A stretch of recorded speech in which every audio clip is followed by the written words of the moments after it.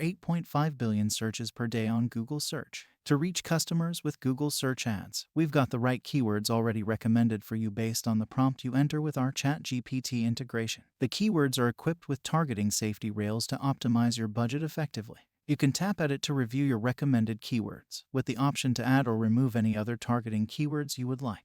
Your keywords for each ad you create should be closely related together. For example, if you are a jewelry repair shop, your keywords should look like this. All of them are related to jewelry repair. You don't want keywords like beauty and value. It's too broad. For location targeting, you can target anywhere in the world or even just select a radius around where you do business. Remember to think of what your customers are searching for on Google to find you.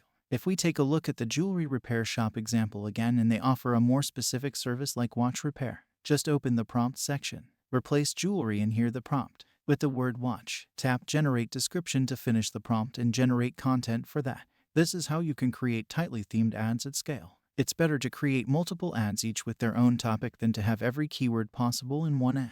Because we make it easy to do this at scale with AI, you can easily launch multiple ads with different themes and see which ad is performing better. Pause the ad theme that's not working and scale the ad theme that is working with more budget.